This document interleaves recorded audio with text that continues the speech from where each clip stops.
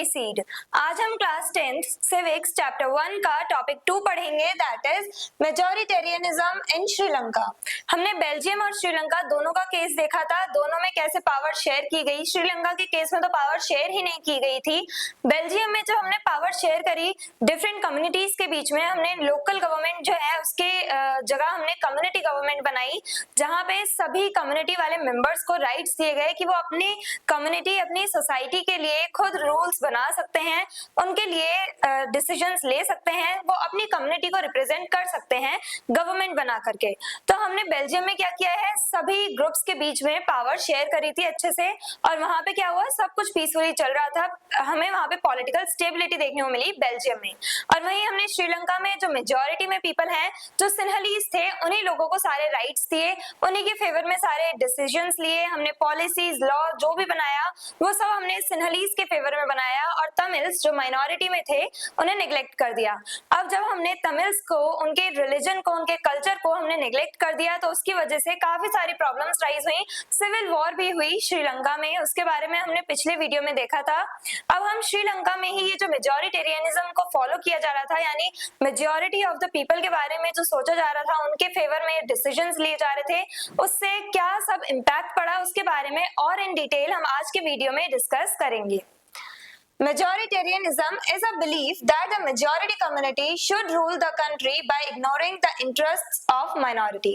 अब majoritarianism इसका मतलब क्या है, ये एक ऐसी आइडियोलॉजी है, एक ऐसा बिलीफ, यानी कि एक ऐसा आइडिया है जिसके अकॉर्डिंग लोग क्या करते हैं, मेजॉरिटी ऑफ द पीपल के फेवर में डिसीजंस लेंगे, मेजॉरिटी में जो लोग हैं, मेजॉरिटी में जो कम्युनिटी है उनके बारे में सोचेंगे, और माइनॉरिटीज को हम नेग्लेक्ट कर देंगे। तो वो कहलाया जाता है मेजॉरिटेरियनिज्म।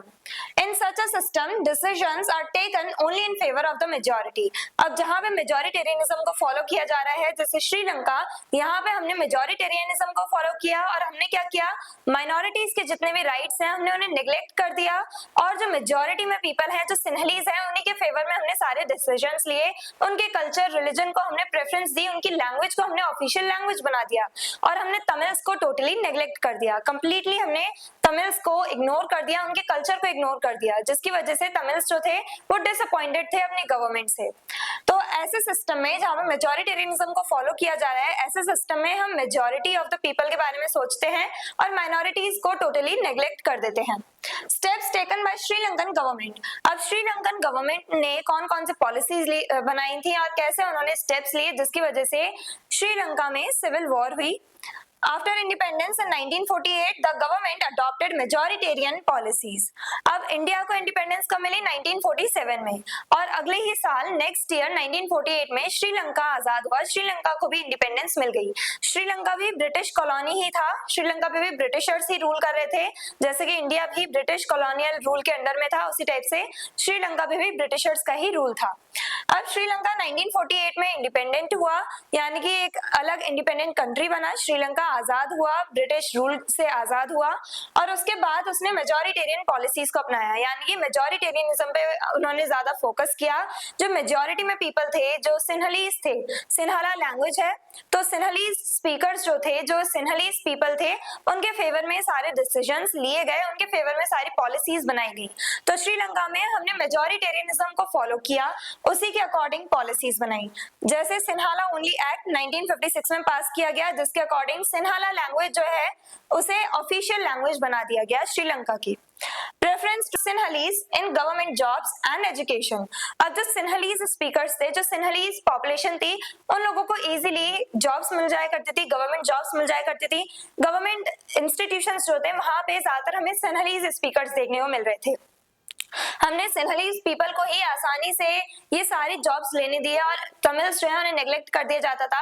अगर तमिल्स और सिन्हलीज दोनों किसी जॉब के लिए अप्लाई कर रहे हैं, तो जो सिन्हलीज हैं उनको जॉब्स मिल जाया करती थी, ज्यादा आसानी से उन्हें जॉब्स मिल जाया करती थी, और तमिल्स को बहुत ज्यादा सफर करना पड़ता था।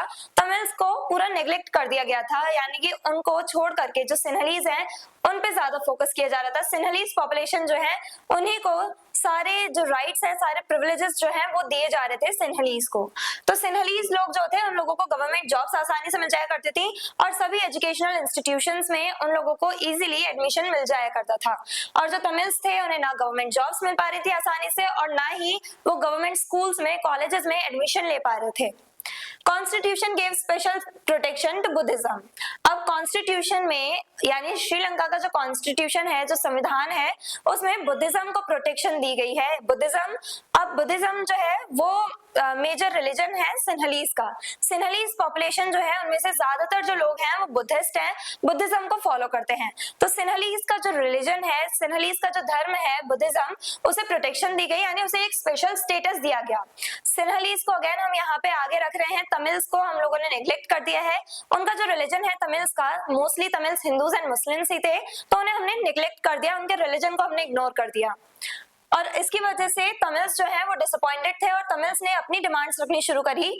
Tamils demanded Tamil as an official language. Tamils चाहते थे, जो तमिल्स पॉपुलेशन थी, तमिल पॉपुलेशन जो थी, वो चाहते थे कि तमिल लैंग्वेज जो है उसे भी ऑफिशियल लैंग्वेज बना दिया जाए।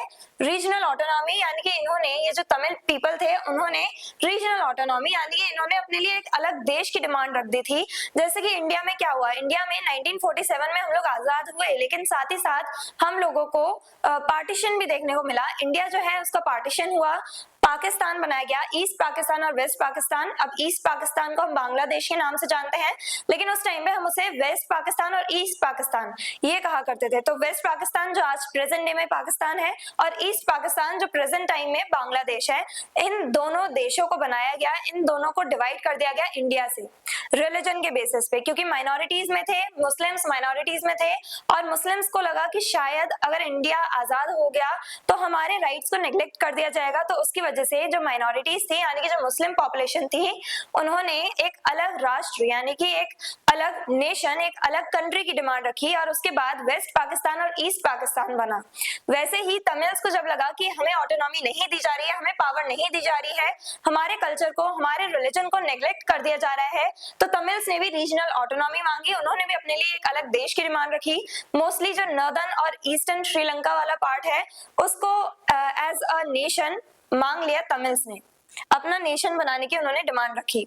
इक्वल पॉलिटिकल राइट्स, और तमिल्स चाहते थे कि उन्हें भी इक्वली पॉलिटिकल राइट्स दिए जाए, यानी कि उन्हें भी पॉलिटिक्स में लड़ने का, पार्टिसिपेट करने का राइट दिया जाए, वोट करने का अधिकार हो तमिल्स के पास, तमिल्स अपनी गवर्नमेंट चूज कर सके, ऐसे राइट्स चाहते थे तमिल पॉपुलेशन।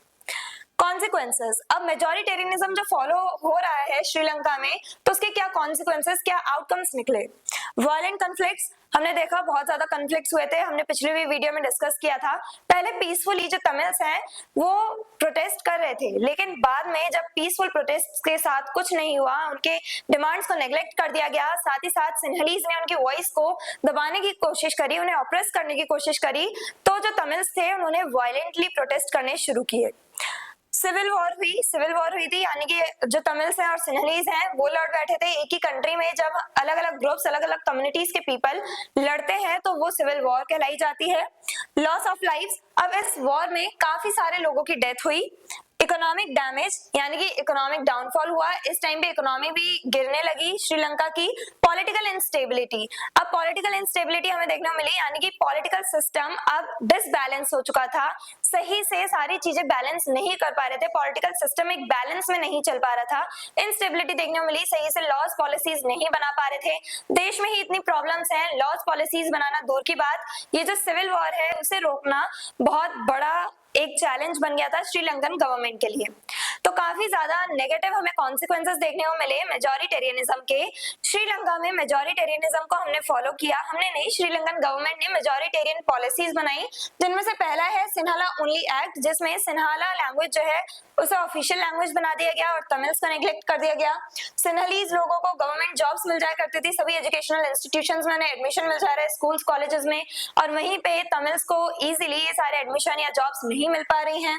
कॉन्स्टिट्यूशन जो है उसमें बुद्धिज्म को तो स्पेशल प्रोटेक्शन दी, लेकिन तमिल्स का जो रिलीजन है, हिंदूज एंड मुस्लिम्स, जो तमिल्स हैं उनके जो रिलीजन है हिंदुइज्म, और इस्लाम, इन्हें कोई प्रोटेक्शन नहीं दी गई कॉन्स्टिट्यूशन के अकॉर्डिंग। तो इसकी वजह से तमिल्स बहुत ज्यादा नाराज थे और उन्होंने काफी अपनी डिमांड्स रखनी स्टार्ट करी। उन्होंने अलग राष्ट्र यानी अलग देश की डिमांड रख ली। साथ ही साथ उसके क्या क्या कॉन्सिक्वेंसेस निकले मेजॉरिटेरियनिज्म के, वो सब हमने डिस्कस किया आज के वीडियो में। I hope everything is clear. और अगर आपको इस चैप्टर के डिटेल नोट्स चाहिए तो हमारी वेबसाइट studyseed.net पे विजिट करें, लिंक डिस्क्रिप्शन बॉक्स में दिया गया है। मिलते हैं नेक्स्ट वीडियो में नेक्स्ट टॉपिक के साथ। Stay curious, stay consistent. Thank you very much.